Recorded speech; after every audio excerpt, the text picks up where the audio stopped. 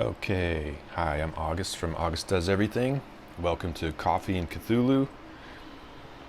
And today we're going to do some questions and answers about Cthulhu. I blog and write on various platforms and I get a lot of interesting questions. So let's jump right into it. The first question is, imagine an Eldritch abomination trying to blend into human society. How would they look like? Okay, so you're essentially talking about a god in human form, which is a popular trope in human fiction. And Xenophanes, the Greek writer, philosopher, said if horses had gods, they would look like horses. So, of course, for us, the gods look human. Now, in Lovecraft's writing, one of the best examples is in Nyarlathotep, who often appears in human form. He has several avatars. Now, in the Lovecraftian or cosmic horror world, there's games, short stories from different authors besides Lovecraft. So usually when I'm talking about Lovecraftian type stories like this, I also include tabletop games because there's a lot of good material there to include in the mythos or in the expanded universe or shared universe, however you want to say it. So one of the forms of in Nyarlathotep is the bloated woman out of Shanghai, and that's a whole nother story that we can do later.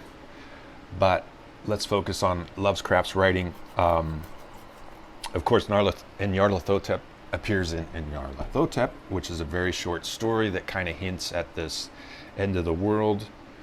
The other is he appears in Dream Quest of Unknown Kadath in both human and pseudo-human forms.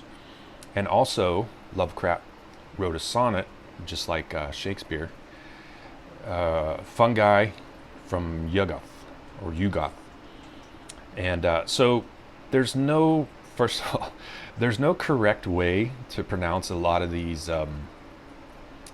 monsters, these eldritch abominations and things from Lovecraft's world. So sometimes you'll hear different variations. So really there's no canon.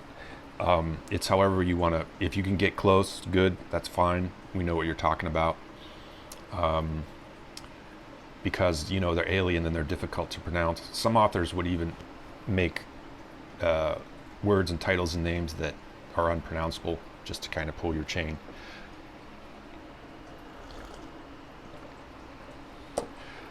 So he's briefly mentioned he took human form in ancient Kem, which is Egypt, and in dreams in the witch house, and in monstrous form in Honor of the Dark, and one of his non-human forms in Rats in the Walls.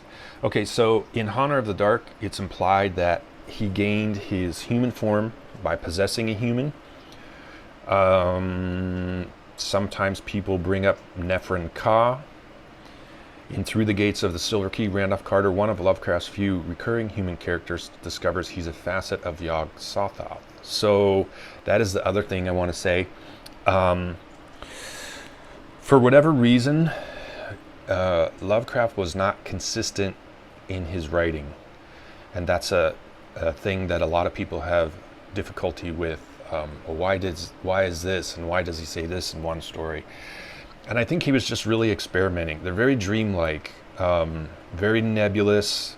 But you know, we can talk about this in another Coffee and Cthulhu episode. But he was dreamlike is probably the best way to describe it, because in dreams you may have the same figures come up, but they serve a different purpose, or they're slightly different. You know, in the same dream, you may have the same character.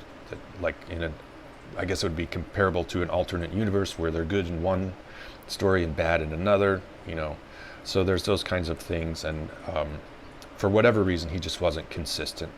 So it's not like a game universe where he sat down, I was like, there's going to be this hierarchy of gods and everything. He just kind of added piecemeal through time, and also changed his methodology. He went more from fantasy to like science fiction horror towards the latter half of his writing career.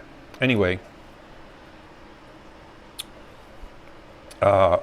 so this facet of Yog-Sothoth switched bodies with another facet who was an alien wizard that lived 100,000 years ago. And like I said, nothing is canon. If you're writing or designing worlds or really anything, it's pretty much up to you, however you want to do it. In Japanese anime and manga, they have a very different approach to a lot of the Cthulhu mythos, which is really only referenced by name because they're so different. But hey, it's pretty open. There's no canon. So, you know, you can take what you want, you can steal what you want, you can use it. Most of it's in public domain, and add to it, subtract, change. There's so many different things you can do. I think that's why a lot of people like it. All right.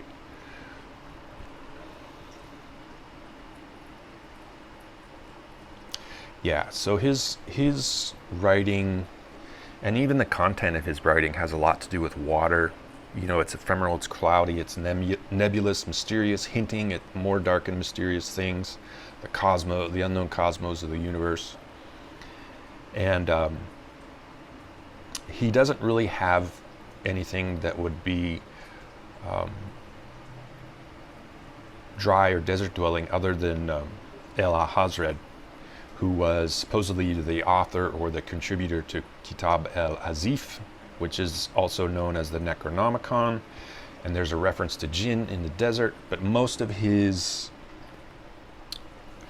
writings have to do with more watery elements. Now, we don't want to pigeonhole him and say he's, you know, elemental like August Derleth did. I don't think that's necessary.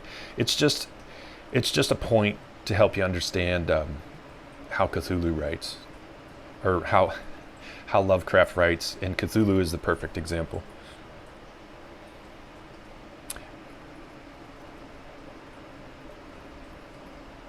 Okay, so lastly, in Nyarlathotep, in Black Pharaoh form, is portrayed by Jens Heimdall. It's actually one of my favorite portrayals of Nyarlathotep, and there's probably more floating out there, but he's probably one of the best exemplars of an Eldritch abomination in human form.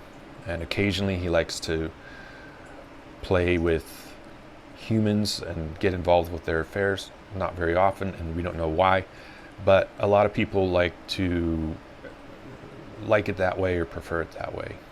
All right. Thanks for stopping by. Subscribe, and talk to you later.